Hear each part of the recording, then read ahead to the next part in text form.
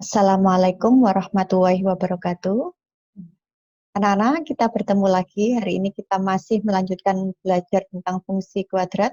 Kali ini adalah tentang hubungan diskriminan dan fungsi kuadrat. Nah, tujuan pembelajaran kali ini adalah memahami diskriminan fungsi kuadrat, menganalisis hubungan diskriminan dengan grafik fungsi kuadrat, menentukan hubungan diskriminan dengan grafik fungsi kuadrat, dan menyelesaikan masalah kontekstual dengan menggunakan sifat-sifat fungsi kuadrat. Saya yakin kalian pernah melihat gambar ini. Di awal pembelajaran yang lalu, saya memperkenalkan bentuk gambar ini adalah gambar kurva yang semuanya menghadap ke atas. Ini adalah semua kurva yang menghadap ke bawah, seperti itu. Nah, perhatikan lagi gambar ini. Masih ingatkah kalian gambar grafik fungsi kuadrat ini? Nah, saya yakin kalian masih ingat. Oke. Kapan kalian mempelajari gambar ini? Saya yakin pertemuan yang lalu masih ingat. Oke.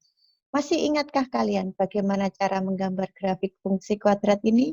Nah, kalau itu karena kemarin baru kita pelajari, saya yakin dan kalian masih ingat. Dan yang terakhir, dari gambar ini, amatilah gambar-gambar grafik fungsi kuadrat tersebut. Bagaimana pendapat kalian tentang gambar grafik tersebut? Apa yang saya tanyakan? Yang saya tanyakan adalah perhatikan bawah di sini.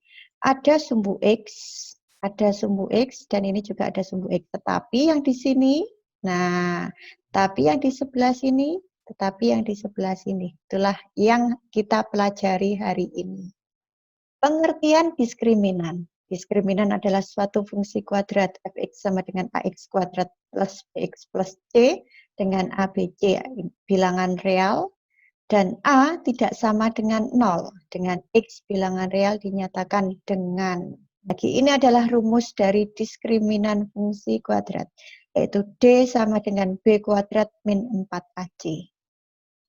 Rumus tersebut diturunkan dari rumus persamaan kuadrat, rumus ABC. Saya yakin kalian ini masih ingat, yaitu menentukan akar-akar persamaan kuadrat dengan menggunakan rumus ABC. Di sini ada akar D. Nah, D yang dimaksud di sini adalah D diskriminan, yaitu B kuadrat min 4AC.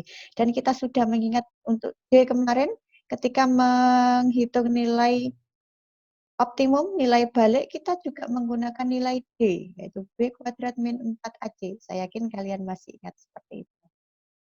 Nah, perbedaan diskriminan pada fungsi kuadrat dengan persamaan kuadrat. Nah, beberapa pertemuan yang lalu ketika belajar persamaan kuadrat, kita juga membahas tentang diskriminan. Karena itulah kita ingat lagi apa perbedaan diskriminan ketika di persamaan kuadrat dan di fungsi kuadrat. Ya. Diskriminan di persamaan kuadrat ternyata memiliki dua akar real yang berbeda. Di grafik fungsi kuadrat adalah memotong sumbu X di dua titik yang berbeda. Ketika D sama dengan 0, di persamaan kuadrat memilih dua akar real yang sama. Tetapi di fungsi kuadrat memotong sumbu X hanya pada satu titik, yaitu atau kata lainnya adalah menyinggung sumbu X. Ketika D kurang dari 0, dia tidak memiliki akar, maka ketika di fungsi kuadrat dia tidak berpotongan dengan sumbu X. Itu adalah perbedaan diskriminan pada persamaan kuadrat dan pada fungsi kuadrat. Nah, itu ulasan ini bisa kita lihat di sini. Ketika D lebih besar dari 0 pada persamaan kuadrat, dia adalah memiliki dua akar real yang berbeda. Akar real itu yang di mananya? Di sini. Ini adalah akar-akarnya, x1 dan x2-nya. Tapi ketika kita menggambar grafik, berarti kita berada pada fungsi kuadrat, dia memotong sumbu x di dua titik yang berbeda. Titik yang mana? Titik sebelah sini dan sebelah sini. Ini adalah di titik sebelah sini, titik sebelah sini. Dan perhatikan di grafik berikutnya. Grafik ini memotong sumbu X di dua titik juga. Grafik ini grafik menyinggung ya. Maaf, ini adalah menyinggung sumbu X. Ketemu di satu titik saja di sini. Nah, persamaan kuadrat adalah memiliki dua akar real yang sama atau kembar. Di mana? Di sini akarnya. Kalau kita tetap menggambar grafik fungsi kuadrat, maka dia hanya bertemu di satu titik ini saja, atau menyinggung sumbu X saja. Itulah kaitan antara persamaan kuadrat dan fungsi kuadrat. Seperti itu. Berikutnya, hubungan diskriminan dengan grafik fungsi kuadrat. Jika D lebih besar dari 0, maka grafik memotong di dua titik yang berbeda. Jika D sama dengan 0, maka grafik menyinggung sumbu X. Jika D kurang dari 0, maka grafik tidak memotong sumbu X. Sama seperti dengan ulasan yang ada di sini. D lebih besar dari 0, maka dia memotong di dua titik yang berbeda. Ini titik potongnya. Ini adalah titik potongnya. Ketika D sama dengan 0, maaf, ini sama dengan, ya, gambar grafiknya kurang sedikit ke atas. D sama dengan 0 menyinggung sumbu X, ini juga menyinggung sumbu X. Dan ini adalah tidak pernah memotong, berarti D kurang dari 0, maaf, ini D kurang dari 0, tidak pernah memotong. Saya ingatkan lagi, ini D kurang dari 0, mohon maaf. Saya lanjutkan lagi. Contoh soal, tentukan nilai K agar fungsi Y sama dengan X kuadrat plus 6X plus K dikurangi 1 menyinggung sumbu X. Ingat lagi, untuk menjawab ini, bahwa fungsi Y sama dengan X kuadrat plus 6X plus K min 1, maka kita peroleh A sama dengan 1, B sama dengan 6, dan C adalah K min 1. Agar dia menyinggung sumbu X, maka D harus sama dengan 0. Kita ingat lagi, apa itu D? D adalah B kuadrat min 4AC sama dengan 0. Dengan mensubstitusikan B yang sama dengan 6 ke dalam sini, maka diperoleh 6 kuadrat dikurangi 4A 1 C K-1, sehingga diperoleh nilai ini sama dengan 0.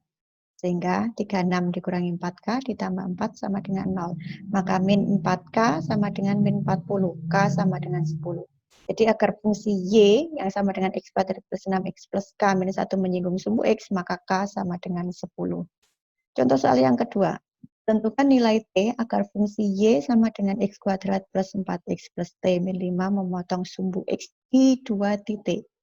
Y yang sama dengan X kuadrat plus 4X plus T min 5, maka kita peroleh A sama dengan 1, B sama dengan 4, dan C sama dengan T dikurangi 5. Agar dia memotong sumbu X di dua titik, maka D lebih besar dari 0.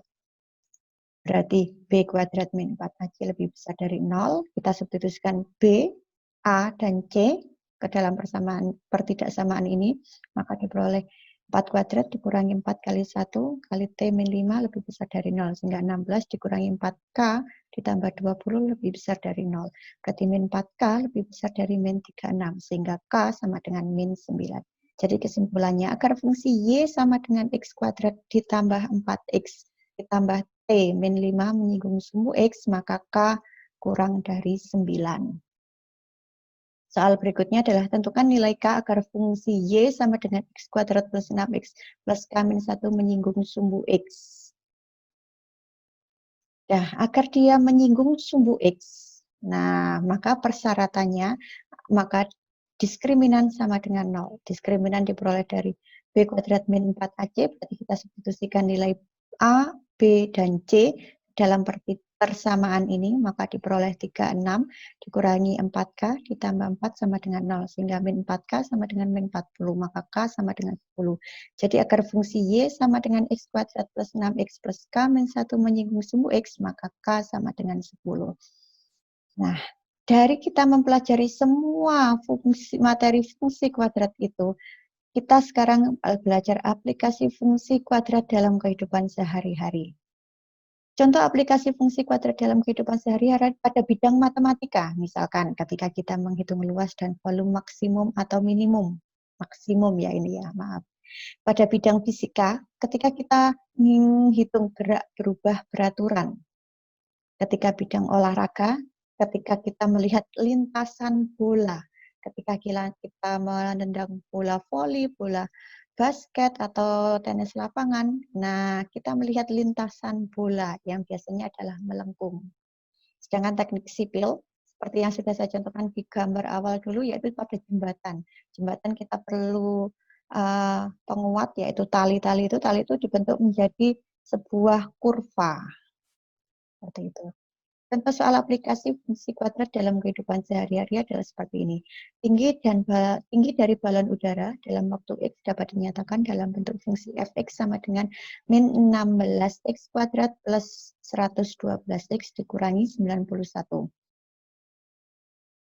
Yang ditanyakan apa tadi? Yang ditanyakan adalah tinggi dari balon udara dalam waktu X. Berarti yang ditanyakan adalah X-nya, waktu X-nya.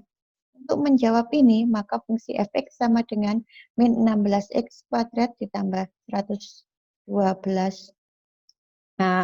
x dikurangi 91. Maka A sama dengan min 16, B sama dengan 112, dan C sama dengan min 91. Dari sini, karena dia berkaitan dengan tinggi dari balon udara, ingat tinggi, berarti dia adalah ketinggian yang maksimum atau yang minimum. Tapi kalau tinggi, selalu dia ada di atas permukaan tanah, berarti dia adalah yang paling maksimum. Oke, maka kita memakai rumus YP sama dengan min D per min 4A, maka min B kuadrat min 4AC per 4A.